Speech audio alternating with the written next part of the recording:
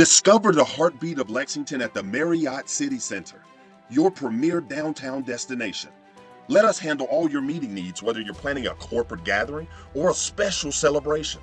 Our elegant, versatile spaces provide the perfect setting for every moment. Don't forget about our great room bar, a perfect spot to stop in after work or before a game to enjoy handcrafted signature cocktails. You don't need to be a hotel guest. Just relax and unwind, whether you're gearing up for the game or winding down afterward. Lexington Marriott City Center, your ultimate destination to stay, connect, and celebrate.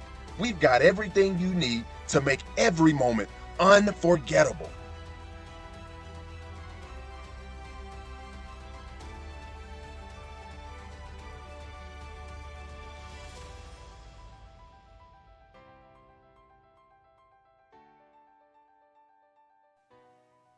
Welcome back to another episode of the LetterWinner Podcast. Morgan, tonight we truly have a historic gathering around the mic. We're joined by a man whose name is synonymous with greatness at the University of Kentucky and in the SEC, a player who redefined what was possible in the blue and white, the legendary Randall Cobb. What's going on, fellas? What's going on, Randall? Good to see y'all. My brother. It's good to see you as well, man. We got a lot to discuss tonight. I'm Jarmon, joined again in the booth. Morgan Newton, former UK QB1. Morgan, there's a lot of stuff being said on the internet tonight. 365 days since the last SEC win. The internet going crazy with fans trying to diagnose the problems of this team and the last few teams. That rumor mill churning. Majority of the fan base is apathetic and listening to advice from their PCP. They're turning the TVs off, talking about staying home in some of the coming weeks. Keeneland opens Friday. Oh, man. Basketball tips off in 40 days. Man. Paul Feinbaum being rumored to be preparing for a Senate run. I don't know what's going on, bro. I don't know what's going on, man. Jeremy, can we address Crazy the world. apathetic piece? Can we address the apathetic piece real quick? So everybody here knows Kentucky fans are not ever apathetic. Can we get that clear from the beginning? I've never known a Kentucky fan to be apathetic. They might say they are, but that's fallacy. The Kentucky fans always care. Now, whether or not they're happy, it's a different story, and I respect them for that. But because we haven't won much in the SEC, so it's really frustrating. We want to see more wins, but if we tighten some things up, we'll get some wins. We'll get some wins. I want believe to in know, that. what do y'all think is the expectation when it comes to the football program at Kentucky? Like, are we talking make it to a bowl game? Is the expectation 10 wins? Or are we competing for SEC every single year? What is the expectation? Where would you draw that line? When you go out to a restaurant, you get your menu, you like to be able to look at the menu and see the entrees, see the sides. You don't want to feel like you're being pigeonholed. You don't want to feel like you know exactly what's getting ready to happen. And I think over the last few years, our fan base has gotten to a point where they're watching reruns, and the reruns aren't funny, right? So it's painful. They're seeing the same continuous mistakes game after game, rerun after rerun. They see the same expression sometimes from some of the coaches on the sidelines, the same, I'm going to go yell at the ref a little bit. What's that going to do? The fan base, they want to see players compete. They want to see guys out there moving around, having fun, getting after the quarterback. They want to see wide receivers. They want to see development at that position. And quite honestly, I mean, with your expertise, the evaluation of the UK wide receiver room over the last 12 years, that room has had a lot of turnover. It's had a lot of wide receiver coaches. It doesn't help when you lose two of your more dynamic players into the portal. One being Dane Key, one being Barryon Brown. You're not going to tell me that Dane Key on this football team doesn't change the dynamic of the passing offense. It absolutely would. And I just think it's frustrating for the fan base, Morgan, trying to transition into this NIL space. And the fan base feels like there isn't a real plan. Yeah. 55 new players. Problems we had last year. Randall asked the question as a guest. I just want that to be noted. He asked the first question. It was a great question. I like certain reruns. And I think the fan base likes the bowl game rerun. What are the expectations? We could say it's 10 wins. We could say it's get to an SEC championship. We could say it's get in the playoff picture. But that's not something that's really happening. I think a big percentage of the fan base actually does think the reruns are entertaining and would be happy getting to 6, 7, 8 wins a year. Like, I think back to when we played. The SEC was as tough as it ever was. It's been tough for a long time. So you beat Louisville and you win the non-conference game. You tried to win as many of your home games as you could, and you split the road. If you did those 3 things, you were going to be in a position where you won 8 to 10 games. And at that particular point in time, it was all about Coach Brooks and going bowling. And the fan base was as happy as they had ever been. Then we got a taste of success with Coach Stoops and some of those good teams. You got a taste of 10 wins, and it was great. But now it looks like the expectation has changed back again. They just want to see a respectable product on the field, a product that gets them back in bowl games and winning seasons. I could definitely agree with that. I look back at when I was a recruit and wanting to go to Kentucky and be a part of the change in culture. I saw what Coach Brooks was doing. Jarmon, I saw what y'all did in '07, knocking off Louisville at home when they were a top 10 team, knocking off LSU when they were number 1, taking Florida to overtime, Tennessee to overtime. I wanted to be a part of that change in culture. And that was one of the reasons that I chose to come to Kentucky and to put on the blue and white, because I saw that. I was there for that. I rushed the field some of those games.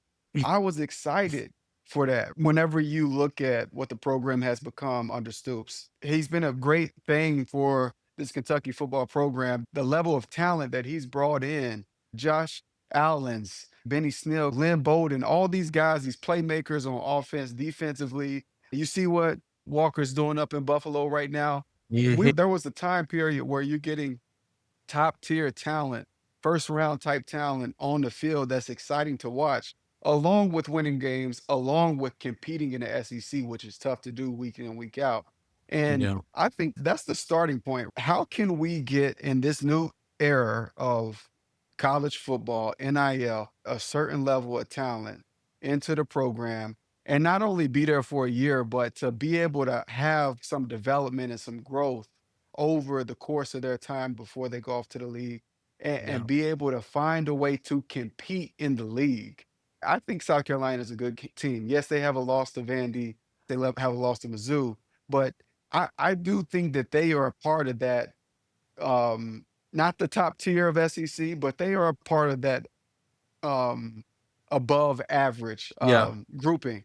To be able to compete with a team on that level like they did early in that game this past week is huge. But how do you carry that over for 4 quarters and find a way to be in the game in the 4th quarter? Give yourself a chance.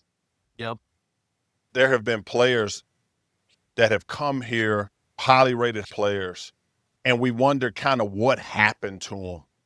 You know, guys that didn't quite take the next step, but had the full tool belt. And it's kind of like working in healthcare. Occasionally, you get an undesired outcome where you get a patient that comes in and they get sicker or they get more injured while they're in the hospital than what they were when they came in. You get players that come in, Randall, way above average intangibles in terms of quickness, speed, but we can't put those things together. The hands, the focus, the route running, the option routes, being able to pick up the playbook. What is that like being a young player and you start to have success and then the offensive coordinator looks to add more things to your plate, whether that's additional routes, whether that's wildcat, whether that's putting you in the backfield? What does that look like as a young player looking to grow and evolve and become a jack of all trades in an offense? Whenever you are young, you were kind of babied a little bit. Like they're spoon feeding you. We're going to put you in a perfect situation. You don't have to think too much. You just go out there and play ball. But as you grow and you start to get more involved, you have to understand that you have to evolve not only with your abilities as far as learning how to move a little differently, developing, but it's your knowledge of the game. It's a lot more than just going out there and running a route. It's like, you know, there's going to be a time where you're going to be asked to have an adjustment in your route and being able to understand when I'm supposed to adjust. Why am I adjusting? What is the picture that I'm looking for? It's so I think it comes down to like the mental capacity of being able to grow and learn. Yeah. Go from football 101 to 202 to 303. Every year you have to continue to grow your mind because the game only gets faster and more evolved the older you get into it. Randall, what you mentioned, and I think there's some real life application, right? So one of our young guys, Cutter Bowley, got his first real test on the road in the conference this last weekend. And all I could think back to, Randall, is like my freshman year when Mike got hurt and I was kind of sprung into starting and playing. I had no business playing. I thought I was going to redshirt Mosikowski and I. It wasn't a scenario where I was really going to play. And I apologize to all those older guys that I see today because that was a really good team. On defense, the team was good up front. Thank God Randall was on the team with us to take a bunch of those Wildcat reps at that time because we were Wildcat like nobody's business. We had D-Lock in the backfield, Matthews, LaRod, and all those guys. So when I had to go on the road in the SEC with our team, I had everything set up around me to be successful. And one of the challenges, to your point, Randall, with a young quarterback or a young receiver, there's a ton of nuance to the game that you don't learn unless you get in that fire and you have veterans around you that say, hey, look, young fella, 3rd and long in this league, they're going to heat you up. You got to know your protections. You got to know where your hots are. If we're going to side adjust, just make sure you understand that you got this quick slant, you got that hitch behind it or that in route behind it, and that ball's got to be on time so Randall can catch it and do something with it. And I think that's all part of the maturation process. And thank God I had people like Randall around me to help me have some level of success when you play in some of those tough environments. Yeah, going on the road in South Carolina is no easy task for sure. Not easy. It's not. That's an underrated place to play. Yeah. It gave me some PTSD from 07 when we went out there top 10. And Eric Norwood, coming off the edge, had 2 defensive touchdowns to flip that game. Exactly like how this South Carolina team did, except this time it was Dylan Stewart forcing it, Gear scooping it, and then the next drive it was Kilgore with the pick off the tip ball, taking it back. But 2 back-to-back defensive touchdowns that literally just blew the train off the tracks. And the game was essentially over after that. Those turnovers and that kind of atmosphere just changes everything. I'm a big fan of Cut. I like what I've seen from him. I'm excited to see his growth. One thing that's going to be tested for him is that confidence to have a couple moments like that on the road. Now you got to go back to practice and back to the grind. And you ain't playing EKU this week. Man, I can sit back and let Randall talk about it. Because Jeremy, everything that Randall's saying, look, I agree with. So Randall, keep talking that talk. It's the confidence, man. And now he's going to be questioning himself. And I really hope that he is able to find that confidence and just go back to work. Man, I couldn't imagine what it's like being a quarterback because everybody knows as the quarterback whether you completed that pass. Whereas a defensive lineman, they don't know that you might have got reached or you got scooped or that you was out of your gap.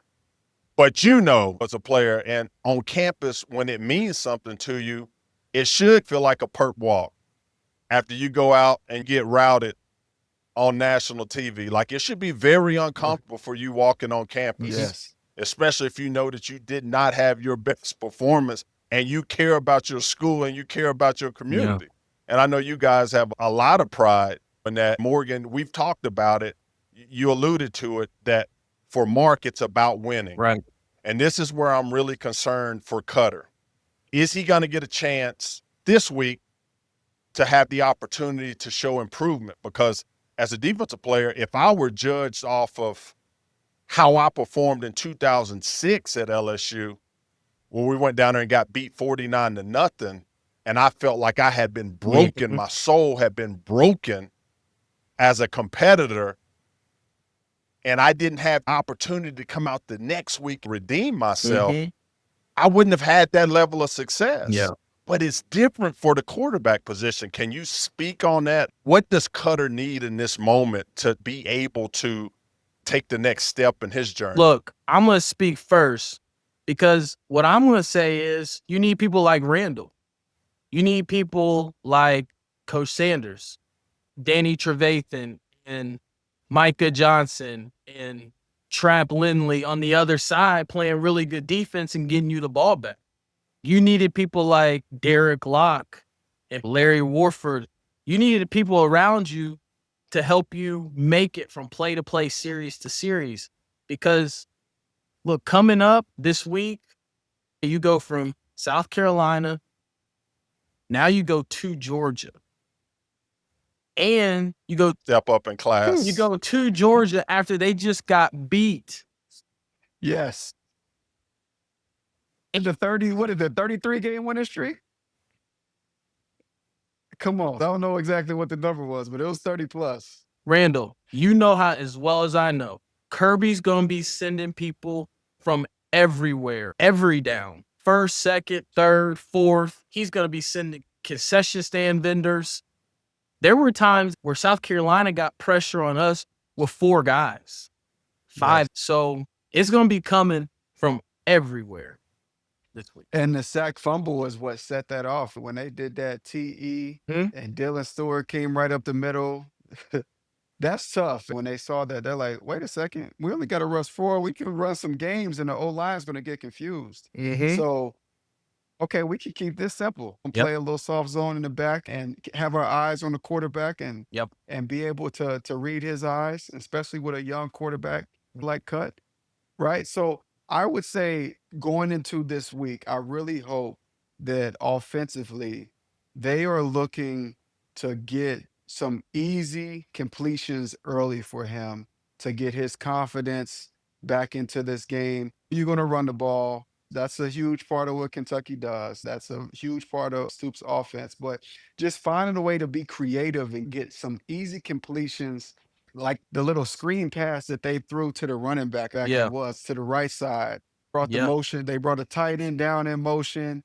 He blocked the linebacker. We had great angles, easy completion, 10-plus pickup, right? So, I mean, just finding ways, easy little access to get your quarterback some confidence early in that game to get the ball moving. Absolutely.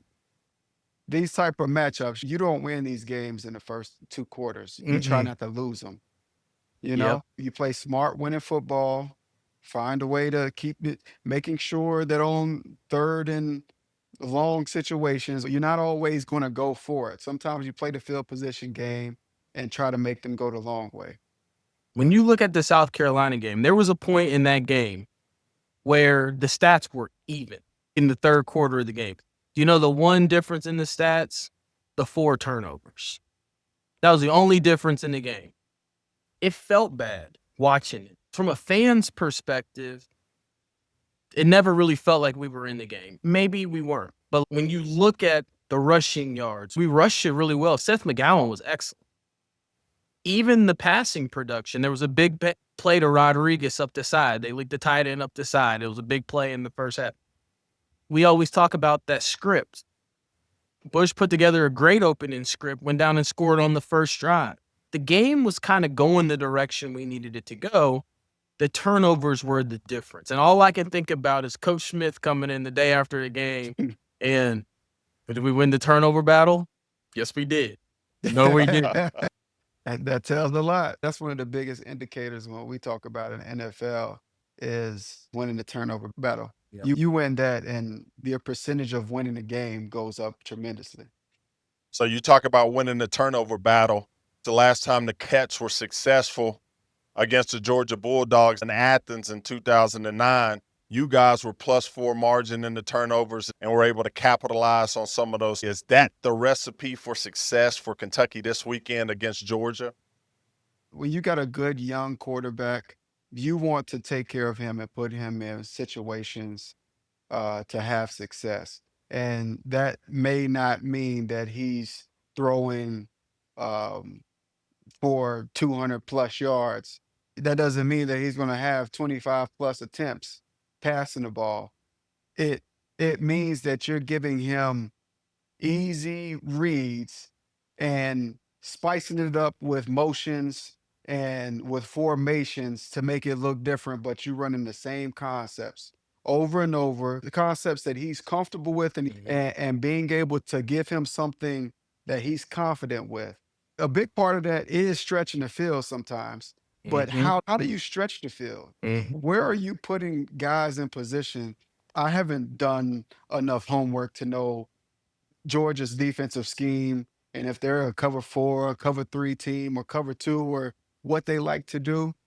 You've done your homework and you know what to expect on first, second, and third down, percentage wise, and being able to give him the opportunity to have some one-on-one matchups and get Law or get Macklin one-on-one with the corner and throw up a jump ball every now and then just to keep them honest. Yep. But yes, it's going to start with taking care of the ball and making sure that you are not getting behind the sticks and giving yourself an opportunity on third down with the third and shorts, thirds and mediums to be able to have some success. There's no doubt when you play a young quarterback, he's going to see some man. He's going to see some heavy boxes.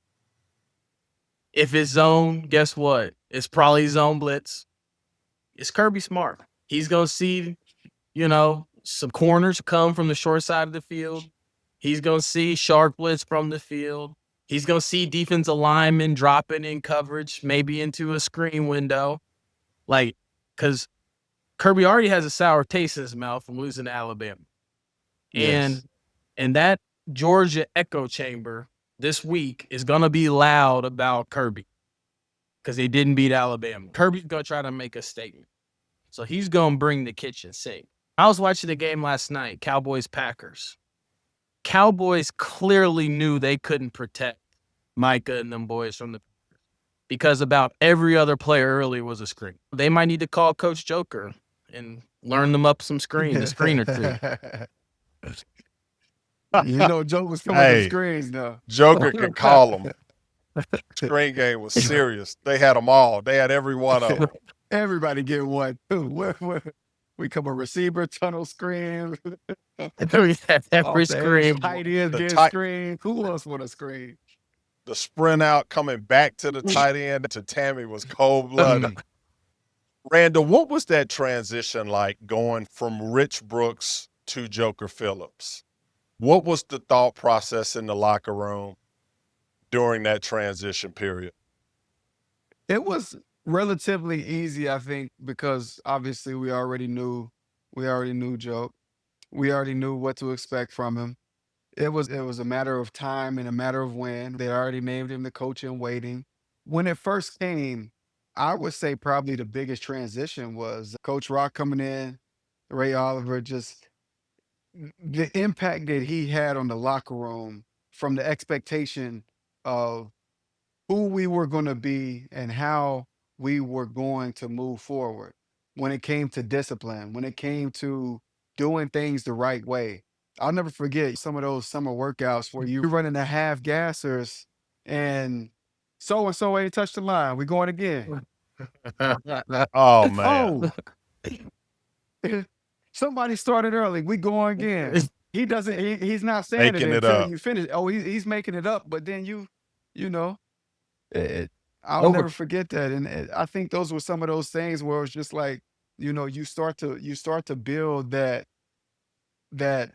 mindset of like whatever it takes and whatever's going to get us to that next level. Yeah. But also, it was like, man, we really just did 30 of them things. I had way more in the tank than I realized, and I think it's that callous of the grind that we put in going into that year. We had a lot of guys that were coming back, so we were very old roster in the Yeah. running back room with Turtle Man and Block and Yeah. at receiver, me and Chris Gino. Matthews and Rod, like Yeah. Gmo. We had some age and some depth. Offensive line, we were pretty stacked that year. I think we had a really good roster. Yeah. Yeah. How special of a relationship is it between a strength coach and also an athletic trainer, especially when you're talking about coming back from an injury or pushing through something that's nagging that you potentially think could be an injury but may not be an injury, Randall? It's tough. And I remember back in high school, my coach used to always say, is it pain or injury? Because pain, we're going to play through. Injury, we're going to have to go see the trainer and get this checked out and make sure that it's all good. Whenever I stepped on campus at Kentucky, we had a special group of athletic trainers, GAs that were all under Madaleno, who I think is the best in the game. I went through plenty of stuff, plenty of injuries over the course of my career. And just the confidence that I had that only was he looking out for my best interest. He always said, help me help you. He wasn't going to be able to do it for us. He was going to make sure that the plan was in place and that we got what we needed. And it's funny that you say that because I was sitting here watching this Dolphins Jets game and Tyreek Hill gets hurt and he gets on the cart getting taken out of the stadium. And the person sitting beside him was Now, who was one of our trainers at Kentucky, who was under Madaleno at the time. That reach that Madaleno has, it's real. And the teams that I was at, people asked about him. They asked about some of the other people that were in the training rooms. He really is a special person. And for me, Randall, I spent my first 18 months as a Wildcat Wow. in the training room underneath Madaleno. Shoulder injury, ACL injury over Christmas break. And you want to just talk about two devastating injuries at 17 and 18 years old. And it takes a special person with some other special people when you talk about his support staff to help keep you motivated Yes. as a 17, 18-year-old away from home in Babylon, wandering, and you're coming in early. You're committing to that. And then when the athletic trainers, when they're done with you, now they're sending you over to the strength coaches. Your left arm's hurt. Well, we're going to make sure that right arm is strong. That left leg is weak. Well, we're going to make sure that right leg is stronger than that left. And I just think, man, the continuity there with Brooks and also Coach Phillips, they chose the right people in those strength and condition as well as athletic training rooms. Yeah, they did. That was a special group. I got so much respect for them and the time that I had there. When I think of Jim, I stayed at Jim's house one night. I had knee surgery. I tore my meniscus in the Tennessee game at Tennessee in 08, my freshman year. And I didn't think anything of it. We get back, we go through MRIs and all that. Come to find out, it wasn't one of those 2 or 3 week meniscus tears. It was the 2 or 3 month repairs. I had tore my meniscus almost all the way through. My parents came up. Dr. Johnson did the surgery, did an incredible job, saved my meniscus. Had they taken my meniscus out, I probably wouldn't have played nowhere near as long as I did. They did me a solid. They took care of me. But after that surgery, my parents had to go back home and go to work. And I didn't know what to do. That was my first time ever having surgery. I was in so much pain. Jim said, hey, look, you cannot tell a soul this. Do you hear me? You cannot tell a soul. Hey, the statute of limitations are up now. It's over now. It's over. He's now. retired. It's over. Hey, but Madaleno let me stay at his house. His wife made chicken noodle soup, took care of everything, and I stayed at their house that night, and they kept me from going crazy that first night after surgery. But yeah, it was just an unbelievable family. Him and his wife and their kids, and now his son's still at Georgia because his son I know was on the athletic trainers at Yes. Georgia. Just to remember him from being a kid coming into the training room after school to now being in the position that he is, it's incredible to see that growth. Yeah. We used to beat Ryan up in the locker room, beat him up. Yeah. Oh yeah. That's awesome, man. So, Randall, let's create a hypothetical scenario. Let's say you're a GM of an SEC football program or been pulled in to be a part of a recruiting search. With the experience and the knowledge that you have, let's create a few scenarios here, a few personas, I should say. I want you to choose A, B, C, or D, or create another scenario that you favor more. A, the resume hits the pile. This coach has won 2 Super Bowls, 65 years old, looking to come back to college and make an impact on young people's lives. B, a defensive-minded coach that's a head coach, has averaged 9 wins a year in a mid-major conference over the last few seasons and is an alumnus of your university. C, a 35-year-old offensive coordinator that has led the #1 offense in Division II for the last few years, including 2 national championships. Or D, an established offensive coordinator in a Power 4 conference that has a conference championship and a national title appearance on his resume with a top 10 offense in each of those seasons. Or E, Nick Saban. How do you unpack that and start to try to make a decision for a university that's had modest success over the last 20 years and they're looking to stabilize their program and potentially deploy someone that's going to give them a chance to compete in the top conference in college football? I'm a big fan of Stoops. I'm a big fan of what he's done for our program. So I'm in no way saying any of this with the mindset of like he needs to be fired and we're bringing somebody else in. Just to make that point clear. Okay. I like all of those. I love this game too, by the way. This is a fun game. I like this because I've always thought about being a GM one day. So that interests me from that perspective. We're not talking NFL, we're talking college football. And college football, a big piece is talent. You have to be able to get talent. So whenever I think of a Nick Saban, people want to play for a Nick Saban. That he is definitely something that I'm holding on to in my back pocket.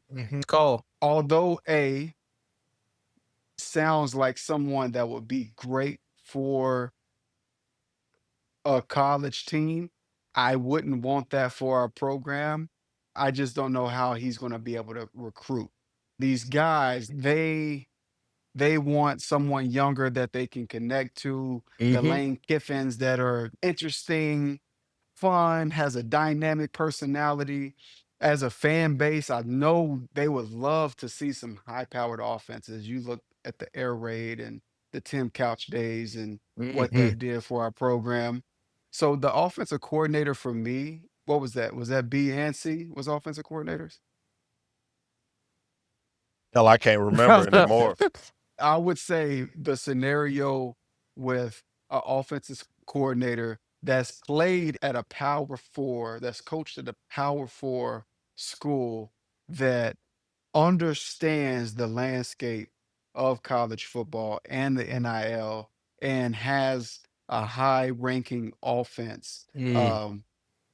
Conceptually, I think that would get a lot of young guys that want to Yeah. become part of that. That's going to get a top-tier quarterback to your program. And once you Yeah. get a top-tier quarterback to your program, you're going to get top-tier receivers. Because one thing I do know about playing receiver is it don't matter how good you are. If you don't have somebody to throw you the ball, then none of that matters. Yeah. So if you have a top tier offensive coordinator and you're able to bring in a top tier quarterback, I think that's the type of scenario, Purely Yeah. hypothetical. purely Yeah. hypothetical, purely. But if it comes to that point, I really hope that someone would call and ask for my advice because I would be more than willing to be on any board Yeah. to help take the program to another level. Kentucky's a tough place, and I've said this for as long as I can remember.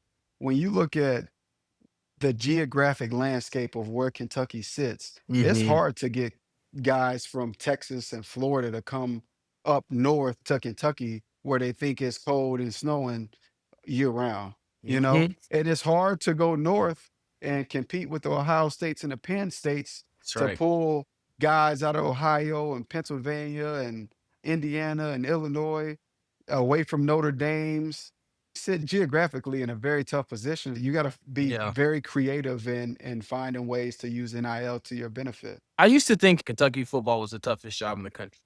If you'd asked me in 2012, 2011, because of the league that Kentucky played in, because of who you had to compete with for players, because of Calipari on the other side of campus. Now, granted, this was 2011, Yes. 2012, because of the perception of the investment that the university was making in the football program at that time. And you couple that all with the non-conference game that you were going to play against Louisville, that was a 50-50 game. Like, it wasn't a guaranteed win. I used to think it was the Yeah. most difficult job in the country to coach football. Then Stoops came and he made it a different job. There was influx of investment in the program. They had some success. They brought in a few young coordinators like Neil Brown that were pretty hot at that particular point in time. That staff did a really good, Vince Morrow, that staff did a really good job of changing what I thought was the toughest job that he's been in for 12 or 13 years. So hats off to Coach Stoops. I'm like you, Randall. I'm certainly not in the camp that's rushing him out the door. There's a lot of chatter about that right now around Lexington. The reality of a job like this, you've got to have success. And there hasn't been enough success in SEC games for some time now. You know, Morgan, a couple weeks ago, we lightly joked about my credit card getting declined trying to buy up all the Flex Seal to plug some of the holes in areas on the field. Going back, the real Flex Seal in 2006 was our bodies plugged those holes in the defense and in the offense. And the players ultimately decided, we heard the chatter. We like Coach Brooks. We like the staff. And one of the things that we saw in 2006 is you saw young players start stepping up and making plays all over the field. You mentioned Trevard Lindley. Right. And then we had guys that started stepping up and making plays that were part of that 05, that 06 draft class. And ultimately, it was the young players that got out there and started making those big game-changing plays, interceptions, tackles, sacks, receptions, ultimately that saved Coach Brooks's job and kept this thing going. And I'm curious to see if some of these players that Mark and his staff brought in are going to step up and rise to the occasion, understand that, hey, these are my coaches. I like these guys. I respect these guys. They brought me here because they believe in me, and I'm going to do everything in my power to see us take this next step, me individually, but us also as a unit. And I truly wonder if these guys, if they have that kind of mentality, if they're vulnerable like a Marcus McClendon, willing to get in the booth and record a track, willing to lay it on the line for their brothers. I think that's part of it too when we talk about a fan base that's potentially checking out. potentially apathetic, it's part of the player's responsibility too to say, hey, I've heard enough of this. I'm going to step up. This is on me. I can control some of this. I can make these tackles in space. These guys have taught me how to do this. I can cover. I can catch. I can block. I can see this twist. I can pick up Dylan Stewart on a basic TE stunt because my coaches have showed me how to do this because it means something to me. And ultimately, if these guys, if they're going to go to Athens and if they're going to show some improvement this weekend, we got to start seeing some of this improvement right now. Is it going to happen? Are we going to see some of that improvement, Morgan? Are we going to see guys take a step? If Cutter is QB1, will we see him make better decisions in Athens this weekend? Does it have to be perfect? Do you got to come out with a victory? No. We've talked about it. Success, improvement, it's not a vertical line. Just show some of the peaks and valleys while we're moving forward and we're climbing the mountain. But at this point, we're at the base of the mountain, and it's time to dig out of that. I'm curious what your thoughts are on what improvement looks like for this football team this weekend. Jeremy, first and foremost, and I think Randall will echo me in saying this, what y'all did in 06, 07, it changed our life. Completely. Right? Y'all didn't know it at the time. And I think back on all of those guys that were on those teams. You can name them. It was littered with great football players. But if those moments don't happen in 2007, there's a whole host of us that came after that team that wanted to be a part of the Kentucky football program based on what happened in 2007. I just got to give a lot of props to those guys that created those memories and made it a destination that was desirable for a kid from Alcoa or a kid from Carmel, Indiana, or whomever else. So definitely want to pay some homage to that staff and those players. And for me, Randall, Jeremy, and a whole host of others brought that kind of intensity on a day-to-day basis and that kind of passion, right? Some of it was about the coaches and the plays that coaches called. Them putting us in a place to be successful was absolutely part of the formula. But it was the players making plays on the field. They yielded positive results. Jeremy, something that you just did is you spoke from this. And I felt that. I've heard that from you, from the locker room, from all the guys that you just named. Is that happening in this day and age? Or are we in a situation where guys are checking out and starting to think about their exit plan because there's just so much turnover? Are they to the point to where they're now worried about like, I got to get my film, I got to do this and that so I can make sure that when this portal opens up that I'll be ready to go. I hate to say that, but it is somewhat of a reality just because we didn't have those options when we were in school. Yeah. Right. You had to go down. This is If you transferred out, where we yes. you had to go down. You're going to Alabama A&T. You know what I mean? Look. Like this is a different world that we're living in. So the passion that you're speaking with, I really do hope that that's still in the locker room. But I know from some of the things that I was seeing of some of these rookies that were coming into the NFL towards the end of my career that speaks differently. It's fantasy time now. It's no more about the team that you feel like you're an independent contractor for that 1 year.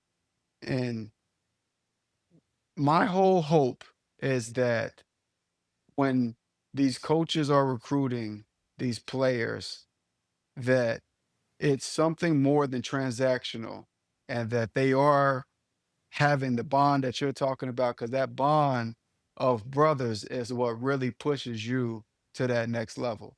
When I know that I got somebody like Morgan that's expecting me to do things a certain way and holding me accountable to my words and the commitments that I made to him and to my other teammates, that is what I have, is that pride to go out and do it for something bigger than myself.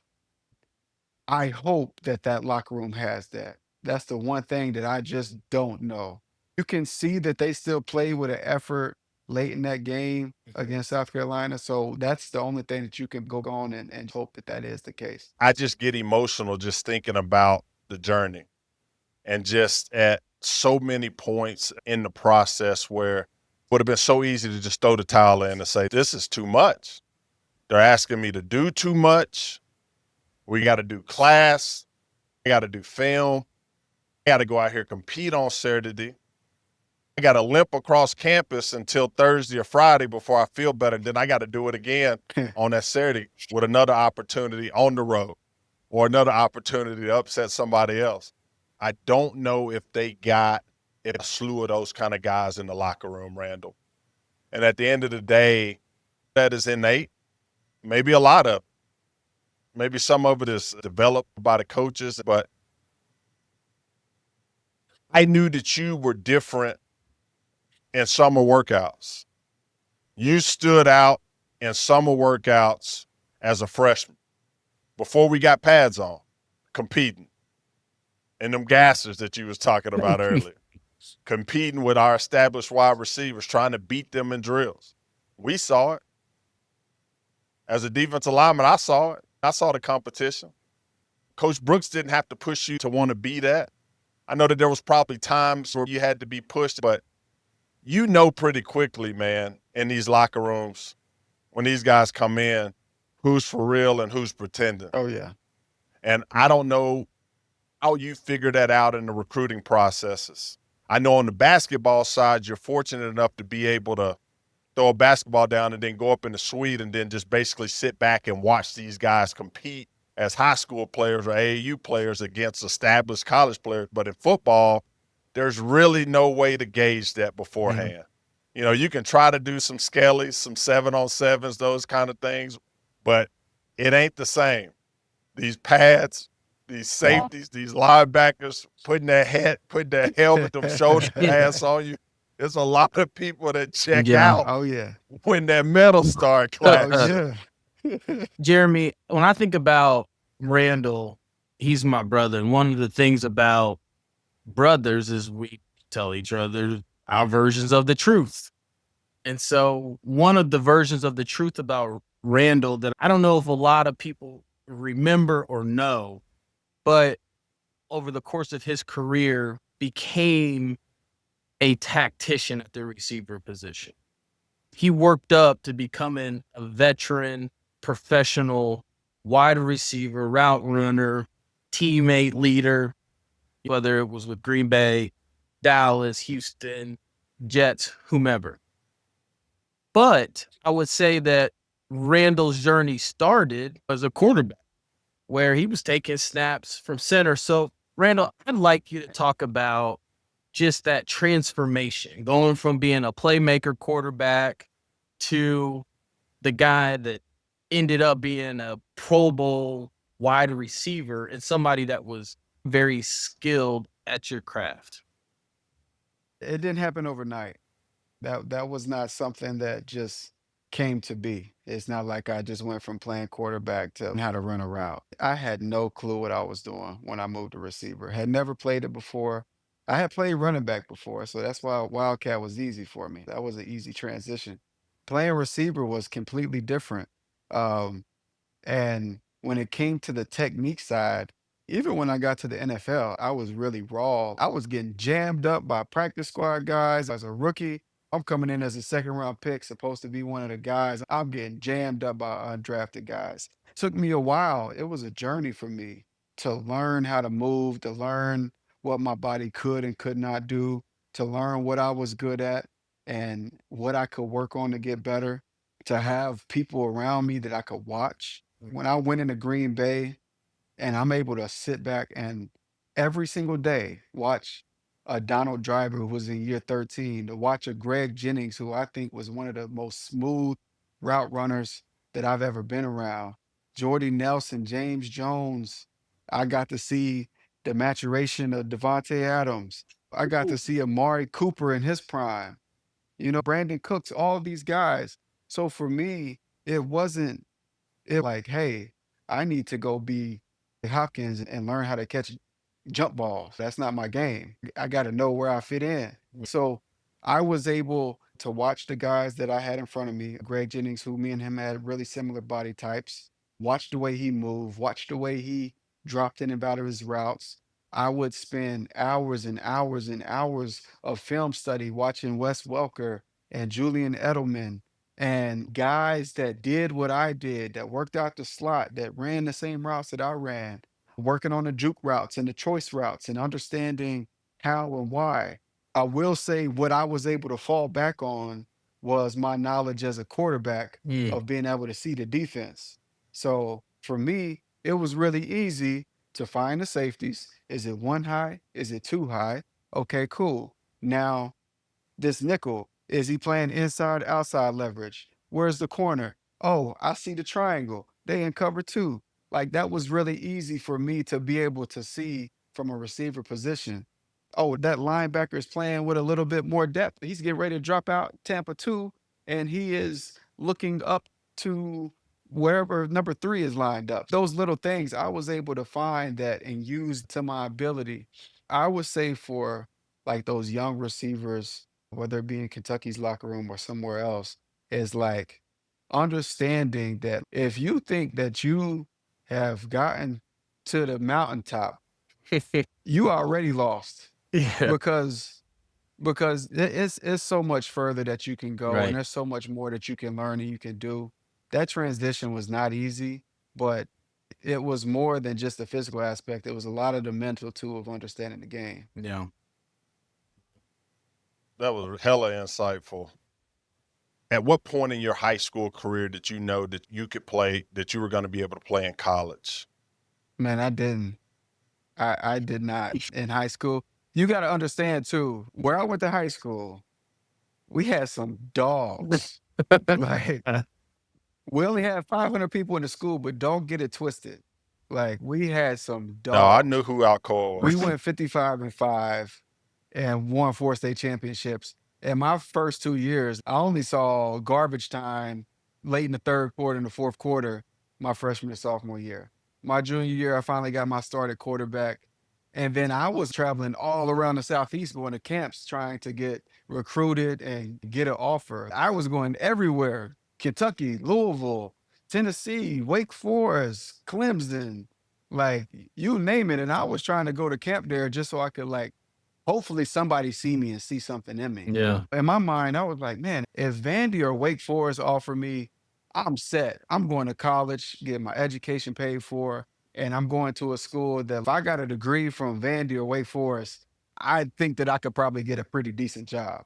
So that's kind of where my mindset was. And then Crazy. I got offered by Middle Tennessee State, and then I got offered by Kentucky, and my best friend from high school, Kyrus Lankster, was already at Kentucky. Hi. I was up there every single weekend. I was on campus all the time. Coach Sanders, me and him got really tight. Joker trusted them in that process. And it wasn't until my freshman year, we played Georgia at home and we almost beat them.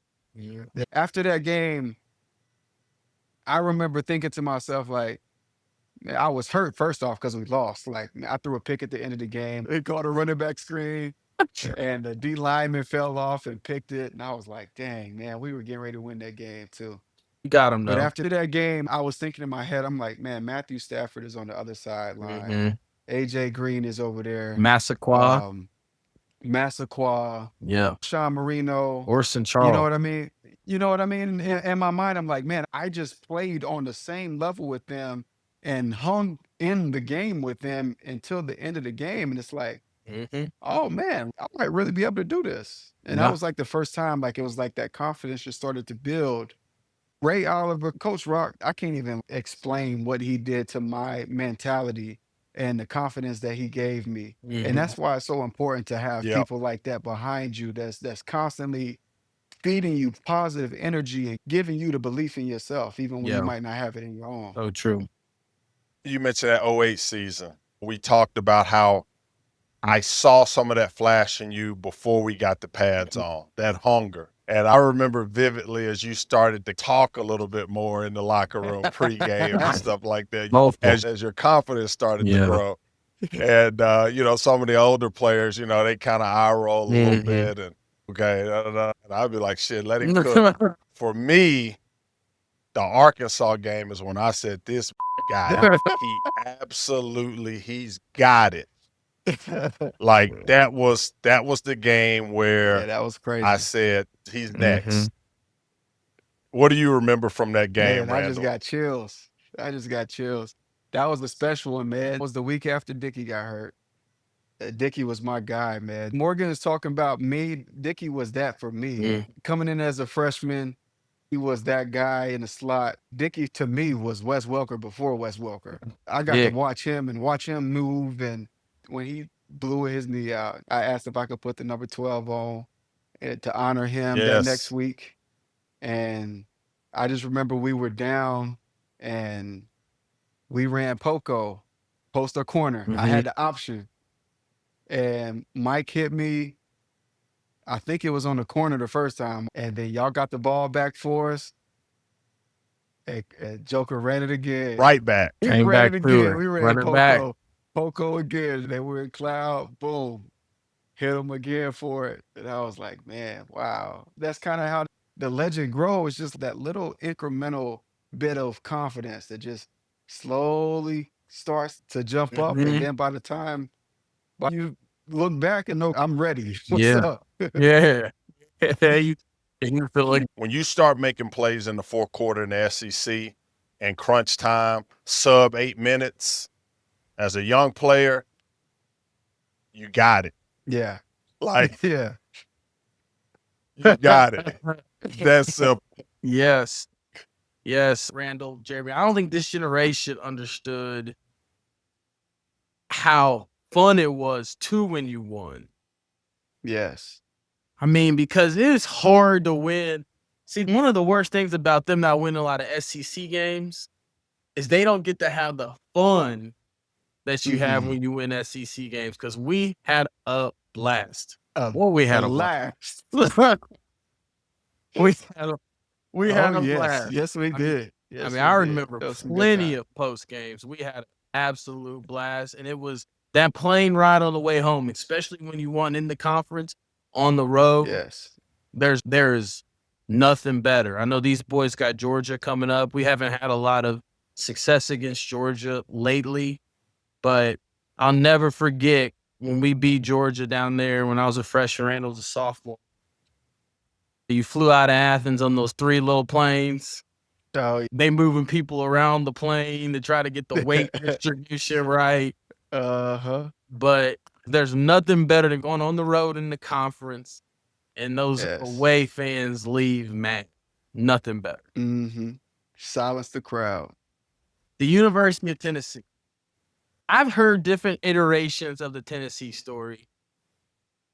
The recruiting, not recruiting, Fulmer, whatever. You grew up just so very close to the University of Tennessee. And I know they came on late in the game. I want to know the real of the process of Tennessee not recruiting you, that whole thing. I need to hear the real on this. So I got an offer from Tennessee. Now, was it a pity offer? I'm sure it was. I was committed to Kentucky my entire senior year.